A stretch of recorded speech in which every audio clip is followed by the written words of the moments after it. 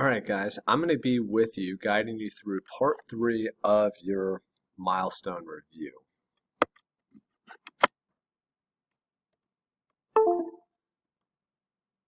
So, you're going to start with writing down on the Louisiana Purchase that this is the largest expansion and it doubled the size of the United States. So that last bottom point right there. Now, you have a question. It says, number 2, what was Jefferson worried about? What he was worried about was that the purchase would violate the Constitution. However, he's going to purchase it anyway. For Lewis and Clark, you're going to write down that they explored the West and that they encouraged westward expansion. So they explored the West and they encouraged westward expansion. When James Madison was president, the things that you want to know is that he was the president when we went to the War of 1812. The other thing that you're going to want to know about this is that we fought Great Britain, but no one really won.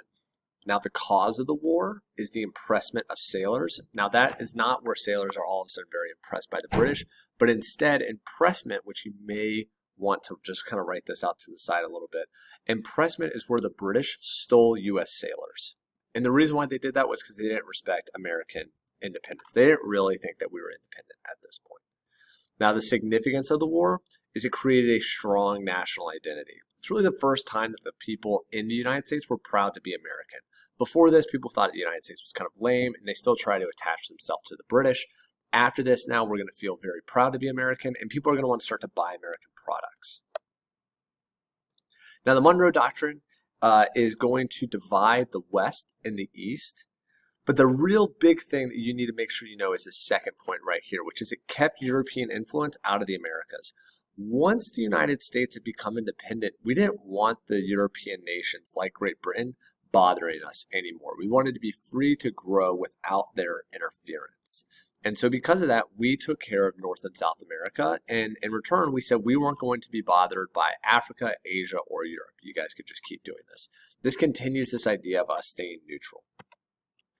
Now, Eli Whitney, he created two different things. He created the cotton gin and interchangeable parts. Next to Eli Whitney's name, all I want you to write down is that he invented the cotton gin and interchangeable parts. You'll see below that results for the cotton gin. All you're going to write down is it made the South more dependent on slavery. And for the interchangeable parts, you're going to write down that it created mass production. So kind of ignore this definition right here. I don't really like this definition. Instead, I just want you to write that it made more mass production. Now remember, the cotton gin made the South more dependent on slavery because now all of a sudden people could harvest cotton at a much faster rate, making slavery much more profitable.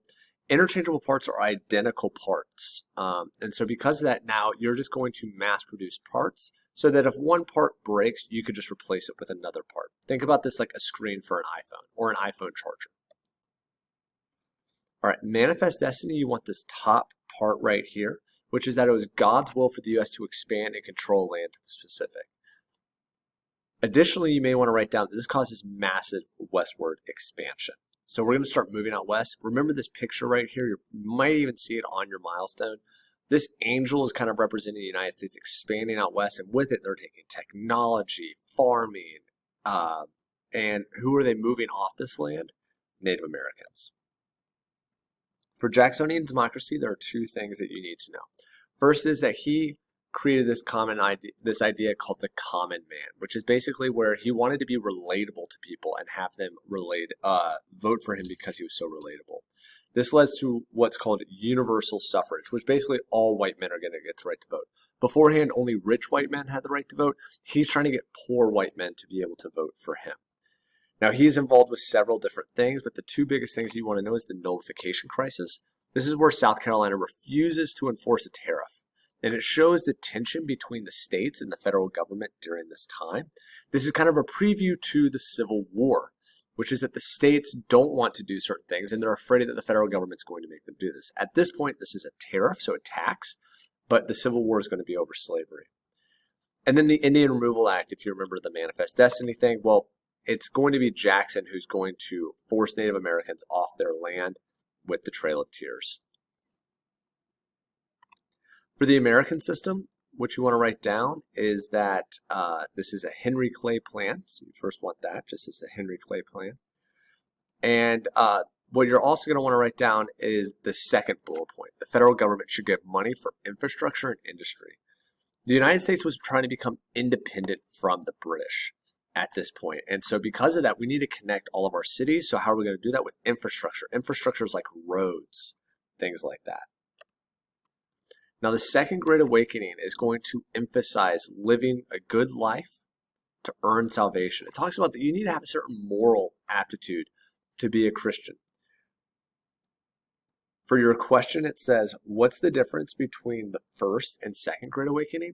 So for the First Great Awakening, what that did is it created the idea of choice. People got to choose the type of church that they went to. This is called democratic thought. So it creates choice for the First Great Awakening. For the Second Great Awakening, it's going to cause people to want to clean up society, aka create the reform movements.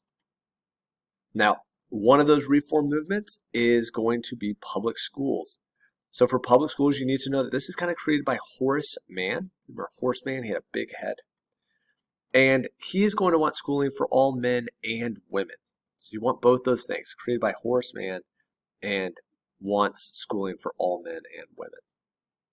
Another movement that's going to happen is the Seneca Falls Conference. The Seneca Falls Conference is important for the second point right here. It begins the women's rights movement. And then the other thing that you're really going to want to write down is that this was for the right to vote. And then the final movement that we talked a lot about was, the second to last movement that we talked a lot about was the Temperance Movement. And the Temperance Movement believed that alcohol should be made immoral or illegal. Remember, women were the ones who were really leading this movement because at this point, women are the most negatively affected by alcohol. Their husbands became drunks. They couldn't keep a job. This would cause for women to become poor with their children because a lot of women couldn't work during this time. Now, the last movement is the Abolitionist Movement. This is probably the biggest movement at the time, which is where people were trying to outlaw slavery. There are three different people that you want to know about, all right? And you're going to fill out a little chart. So for William Lloyd Garrison, you want to write, he's the most famous at this point. And he wrote a paper called The Liberator. Frederick Douglass is the most famous today. What you want to write down for him is he was a former slave. And he founded his own paper called The North Star. And then for the Grimke sisters, what they stated was that women should align themselves to the slavery movement. So women should be against slavery because most women are not going to get the right to vote, they believed, until all men had the right to vote, including people in slavery. So we have to end slavery for men to get the right to vote, for then women to get the right to vote. All right? And that's it. See, that wasn't so bad.